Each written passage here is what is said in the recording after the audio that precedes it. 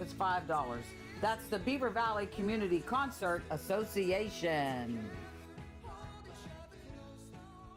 Hey, it's Jimmy Fallon from Fox News, inviting you to tune into Beaver County Radio weekdays from noon to 3 p.m. for Fox Across America with me, Jimmy Fallon. It is the fastest growing radio show in the country, mainly because of my weight. But the point is, you tune into our show, you could be a Republican, you could be a Democrat, just don't be a jerk. Listen live on 95.7 and 99.3 FM, along with 1230 WBVP, 1460 WMBA, and BeaverCountyRadio.com. I'll see you there.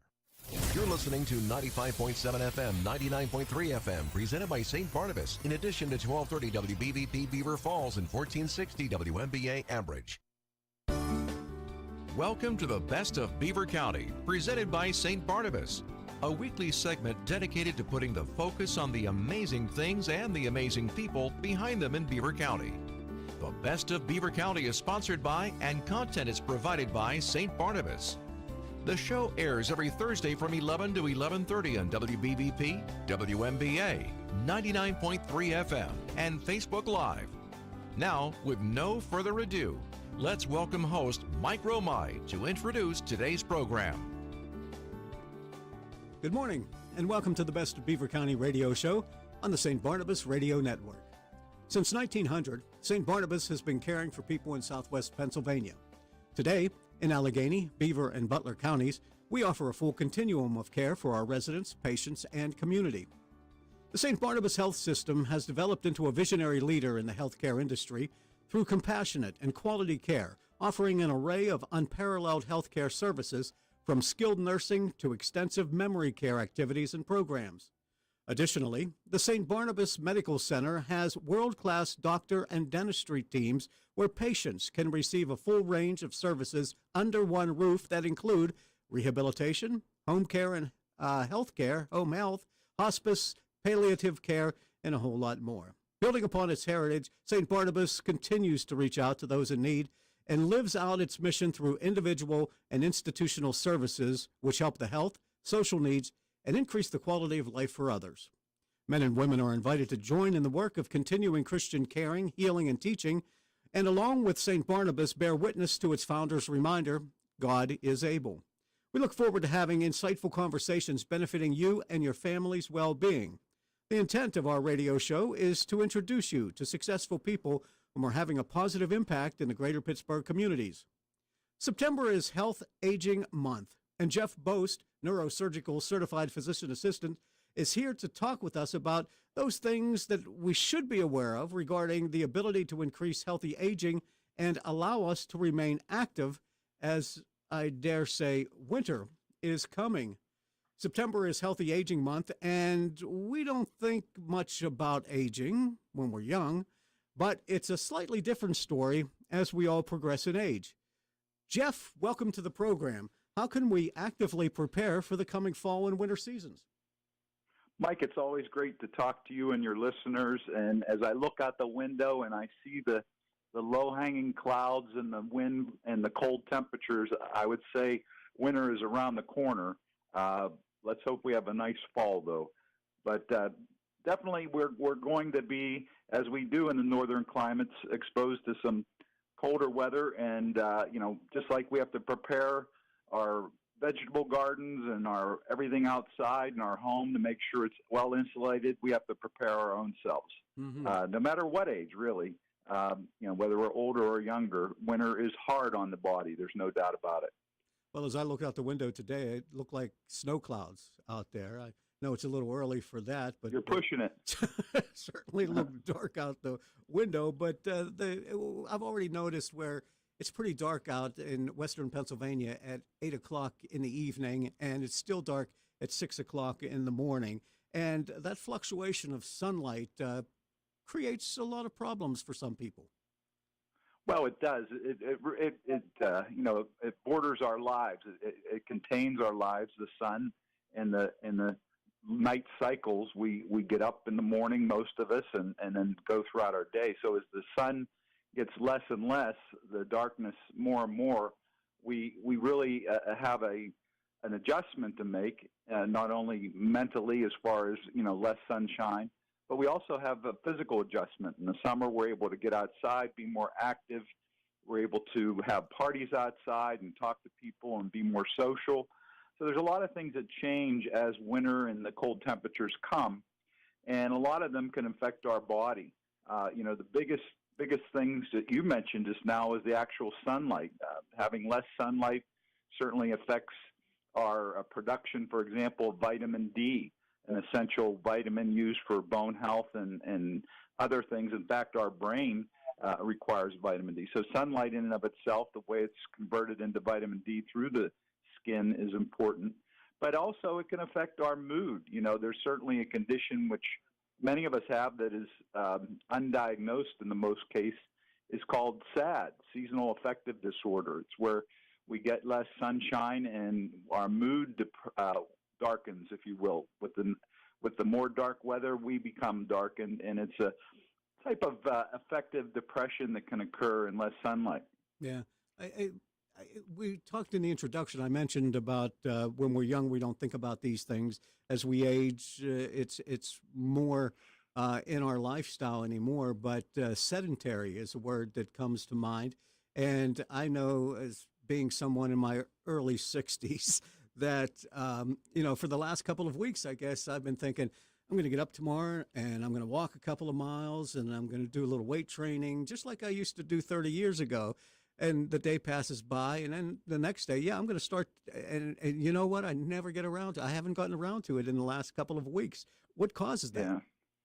Well, I think that's human nature, and it's all about habit, developing habits. And when we talk about being older and finding the reasons to exercise, those reasons, as you described, previously exercising when you're older and being physically active, setting a pattern of behavior that actually we should be talking to 20-year-olds or 30-year-olds in the most part, in the sense that those are habits and behaviors that can last you a lifetime. But a lot of people do want to turn to exercise and try to avoid a sedentary lifestyle. The fact is the majority of Americans and the majority of the world, in fact, are sedentary. There's about 5 million deaths worldwide that are directly related to being sedentary, not getting enough physical activity. It increases your risk of death by about 20 to 30%. There was a recent study that came out that said if you sit, and again, a lot of people can't help this. They work in jobs where they have to sit, but there are things you can do to get up. But if you sit, for long periods of time in your life, you actually lose about 8 years of life. And I think those are scary facts, and they would certainly motivate me, as far as concern about sitting and being sedentary.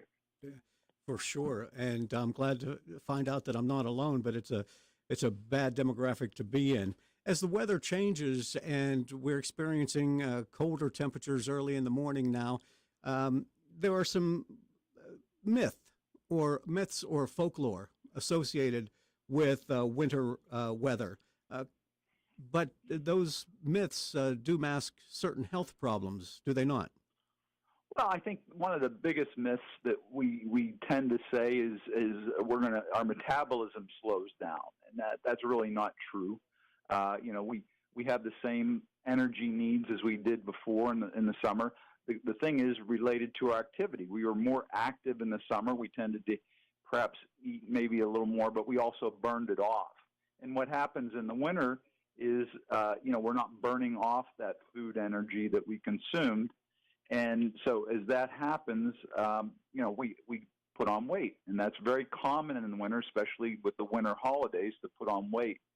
So one of the things that, you can decide to do, it's cold out, you don't want to go outside and walk, is, doing exercise at home. I think one of the biggest things that people forget about, there's a study that came out recently that proved it.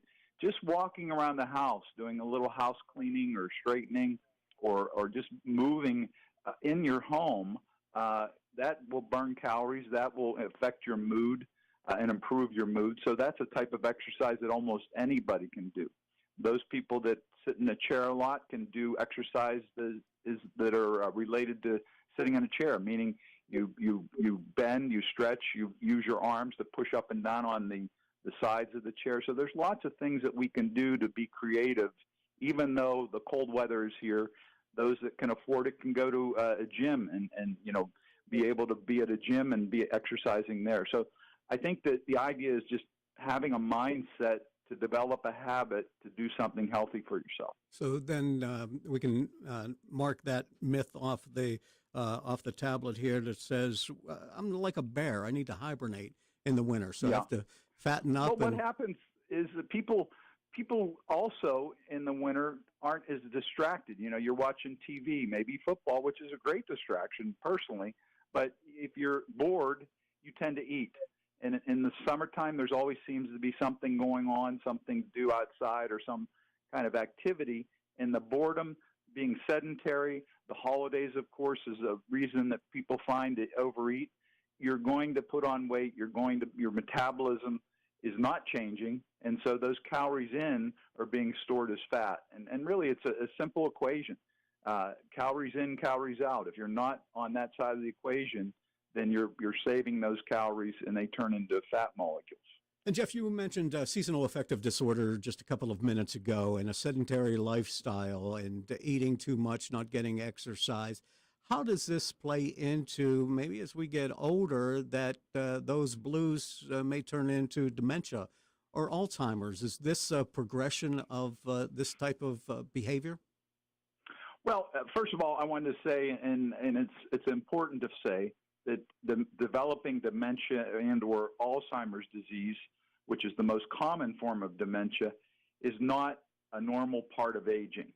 So that's, you don't, and there are some people that have genetic links, and that's about less than 5%. So the vast majority of people really have a choice almost whether to develop Alzheimer's disease, similar to type 2 diabetes, which is often related to someone's diet, or heart disease, which is certainly genetic, but also often related to the amount of physical activity that they do. So we have choices.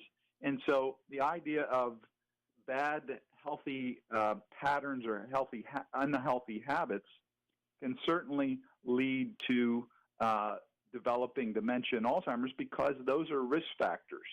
So if you're sedentary, I wouldn't say seasonal affective disorder in and of itself or being blue associated with that is, but if your activity is such that you're isolated, you are becoming depressed, and you also have Alzheimer's or dementia, that certainly can make it worse. As a matter of fact, during the pandemic, we saw an explosion of Alzheimer's disease and dementia in older people, primarily due to the social isolation that was occurring. No one was stimulating their brain.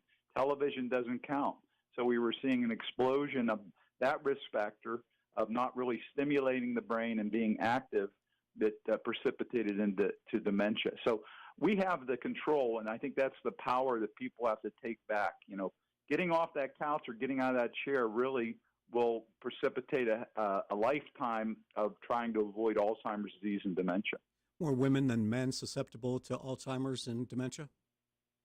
Right. Now, there is a sex difference, and that might be just related to the fact that women tend to live longer than men. But in general, the incidence is greater in women.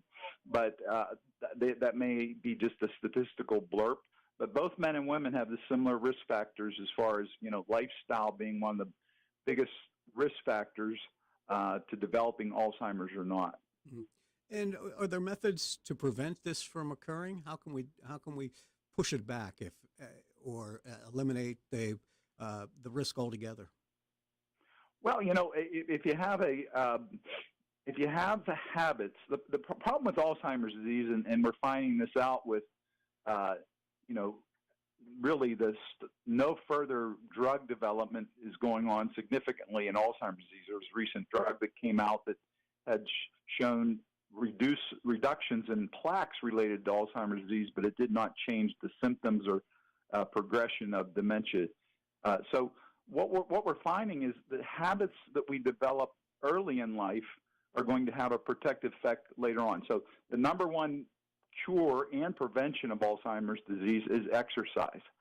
The other problem with Alzheimer's is it may develop in the brain up to 30 years before someone has symptoms.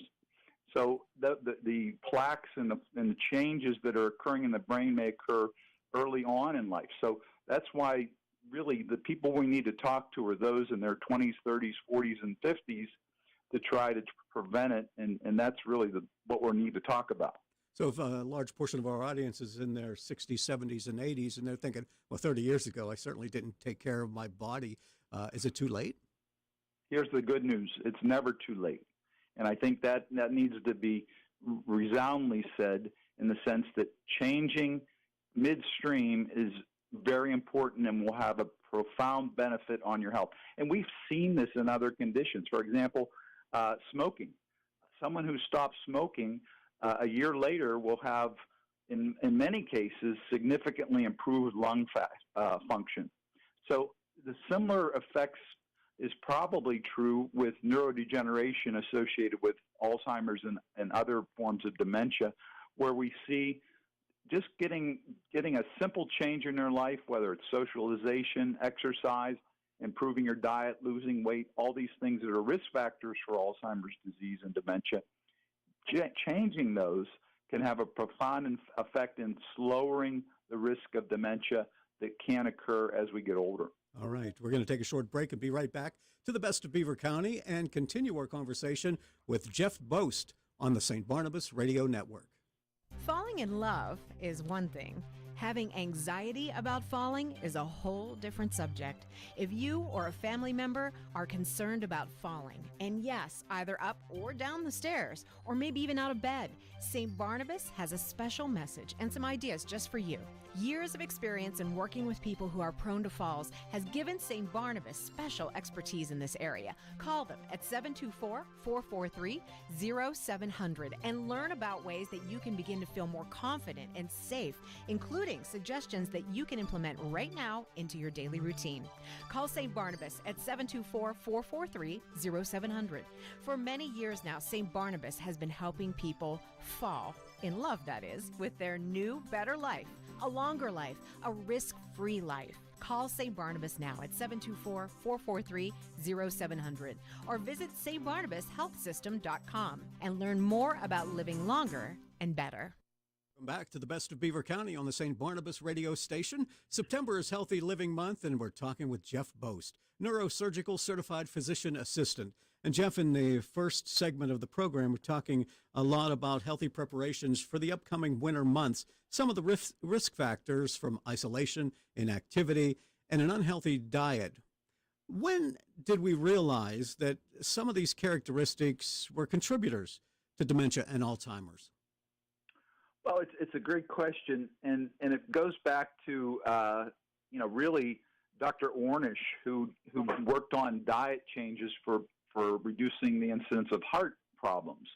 And in fact, the majority of things that you do to reduce cardiac disease also helps the brain. So that observation of lifestyle changes that he had relative to diet and other people have picked up on and talked about exercise and avoiding toxins like smoking or pollution, avoiding stress, for example.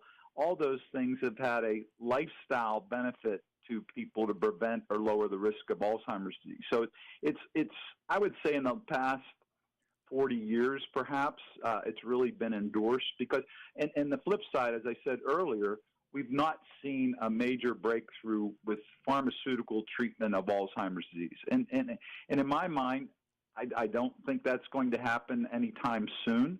But if it does, fantastic. We'll celebrate. But I think if we have control, which is what we have in our activities and choices that we do, why not start that now? And it'll also help our heart, help our brain, help us prevent diabetes. So all those positive things can occur with the things that you described, avoiding unhealthy diet and activity, changing that to exercise, avoiding social isolation.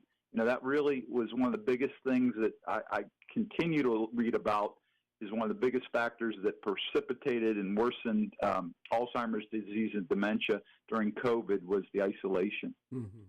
So it's more or less like continuing education for those of you in the medical profession. For the last 50 years, we're learning more and more about the steps to take to help us live a healthier lifestyle. Back in the day, 50 years ago or more perhaps, we used to refer to this as, well, they're feeble-minded. Yeah. Right? That's what, and we didn't know Alzheimer's and dementia at those times. And so we just passed it off as, this is just a condition of life. You're going to get so old, and you might end up, if you live that long, you're going to get feeble. And I think that was something that people accepted, and I think now we're finally saying you don't have to accept that. There are things you can do to change that, and I think that's an empowerment that we need to tell people. Mm-hmm. Jeff, we do know that helping someone suffering from dementia and Alzheimer's requires patience and love. Is there a way to prevent or protect against Alzheimer's? Well, I think it's the things that we talked about. It's learning these things should be mandatory in medical schools, meaning instead of when you see your physician, the first thing they're going to talk about is, scheduling or getting the prescription pad out or scheduling the surgery, learning about these prevention ways to prevent Alzheimer's and dementia. And that's really not our medical model. Our medical model is sort of treating something after it's occurred rather than stopping it in its tracks before it does occur. So one of the things that we talk about a lot, and when I say we, I mean Dr. Joseph Maroon, who I've worked with for the last 30 years, who along with myself are both consultants at St. Barnabas, we've learned about what we call epigenetics. And that's the idea that the things that we do, the things that we eat, the things that we're exposed to have direct genetic effects on our body to either cause health, meaning to prevent disease or cause us to be healthier, or to precipitate disease. So there's actually genetic mechanisms in our body. So it's not just sort of a mystical magic trick that you exercise and you're going to get healthy. It actually is affecting every cell in our body. Is this kind of treatment or therapy? And, how long have we known about this? So when did you learn about it? Well, it is relatively new. I would say it's probably in the last 30, 40 years as well that we've determined this. And again, it goes with other research that goes on in understanding genes and the factors that control genes. But it really is something that is more or less a revelation, but we've known of its effect, many, many different ways. People that generally exercise generally were healthier. And why? What was the link between that exercise and being healthier? The link is the fact that there's an epigenetic pathway.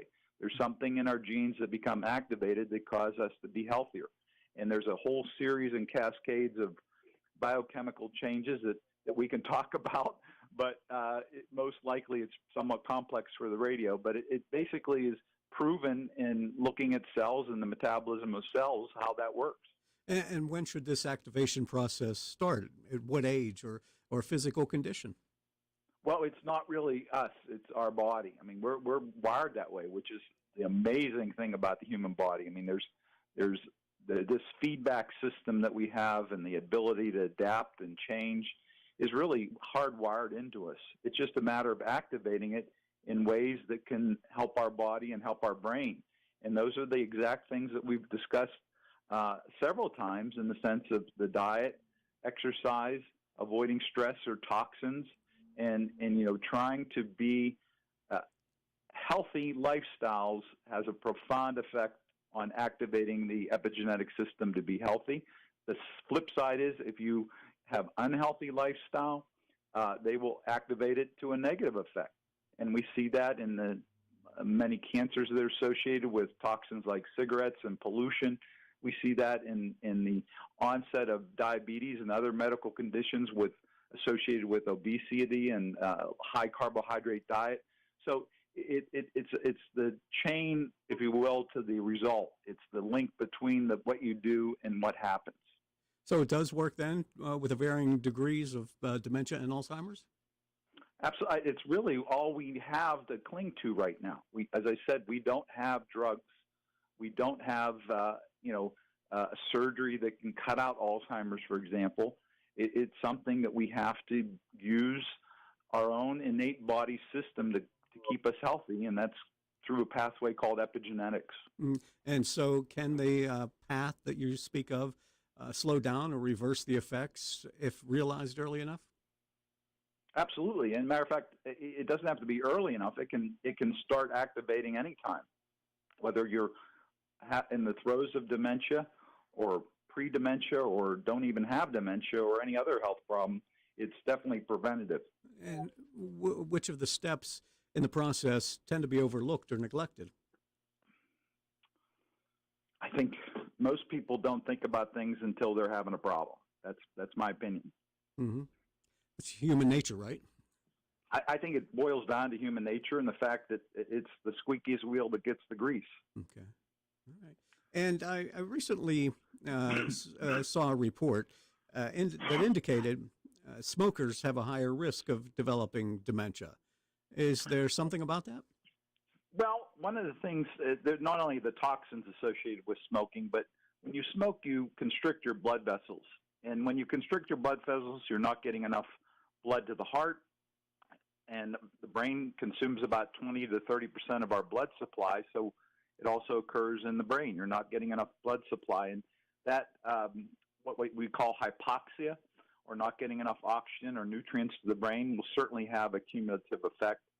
And there's no doubt it has an effect on the lungs, certainly, as well as the heart. So it's a universal toxin, if you will, and it can cause significant problem in the brain, primarily due to the decreased oxygen supply. Does that include those who vape as well? You know, vape is a whole different story. Generally, the toxicity associated with that, at least what we know so far, is related to the oils that are burned. They can cause significant lung problems. I don't think we have enough information on the brain function or heart function at this time. So there's no safe way to smoke or to cure that habit. It's it's just something that's bad for your health all the way around. But many people who are smokers already realize that, and they're going to roll the dice, take their chances with it. Well, it's like many things. Our brain gets hijacked.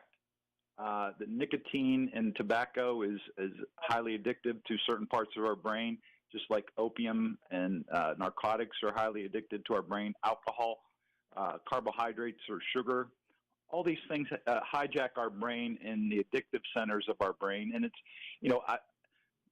if you could quit smoking, if someone said, well, quit smoking today, if you were a lifelong smoker, it's not easy because the brain is basically addicted to it.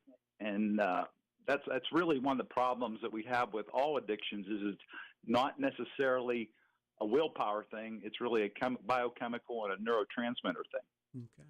So is there an increased risk of this as we head indoors for the winter? Is there an increased risk of people who smoke, people who are exposed to secondhand smoke, getting caught up in this unhealthiness? Well, I think secondhand smoke is well documented as far as having unhealthy effects. But just the environment that can occur in the winter when you close out all the outside air in our new homes and the homes that have been built more recently, they're much more airtight, and toxins that can be found in building products can build up in the home. And certainly between toxins and smoking, it's certainly an unhealthy mix. Okay. So we have a couple of minutes left in the program. Can you recap what is certain with respect to prevention and or management? And you said earlier in the program, there is no magic pill on the horizon. No, there really isn't. But that said,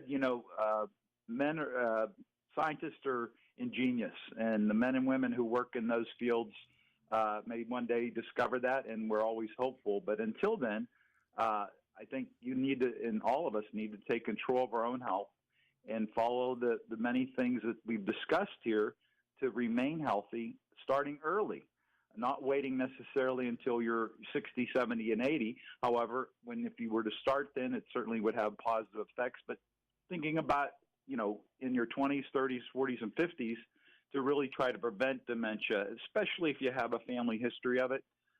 There is a genetic link that may override that, but there's certainly a lot of control that we can take in our own lifestyle to make things better and prevent disease. And it seems as though getting the exercise is something that is very important, even in the winter months. Layer up, get out, get some exercise, breathe some fresh air. Yeah, and 30 minutes is something that if we can do that every day, obviously if it's snow or icy, you don't want to risk a fall risk, but walking indoors even for 30 minutes can have a certain benefit. All right. Jeff, thank you for helping us realize the benefits that come from healthy living and being active as we get into the colder months and the less daylight hours that we do. Thank you for all you do with the St. Barnabas folks and you and Dr. Maroon. It's always a pleasure having you on the program. Thank you very much, Mike. Thank you. This has been the Best of Beaver County on the St. Barnabas Radio Network. I'm Mike Romigh. Thank you for listening. Please join us again next time and live healthy. I'm Patty. And I'm Bob. We're retired, and we live at St. Barnabas in the Village. We used to have a house. Lived in it for 40 years. Raised our kids. But it became too much. The upkeep, the stairs. Moving seemed like such a hassle. We didn't even know where to start, so we didn't. Until we met Cindy at St. Barnabas. She talked us through our options. Yeah, and she helped us with our move and all the arrangements. There was so much stuff. Who knew we had 3 fondue pots? But she made it easy. So easy. Now we enjoy ourselves. Golf, the pool, new friends, shuttles to where we want to go. The pub and the food. So good. There wasn't a long-term commitment or any large fees. And they have a healthcare system on campus with doctors if we need it. The kids really like that. The kids like to come and eat with us. There's an easier, worry-free way to retire at the Village at St. Barnabas. Come visit us for a free and informative counseling session and personal tour. I can't believe you waited so long. I can't believe you waited so long. Visit stbarnabashealthsystem.com or call 724-443-0700. Thank you for listening to the Best of Beaver County. St. Barnabas is pleased to have provided content and sponsorship for the program. Tune in this Sunday at 11:30 for an encore presentation of today's program on Beaver County Radio.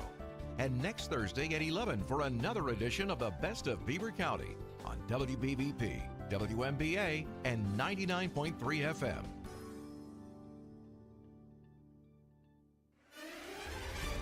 Beaver County Radio's new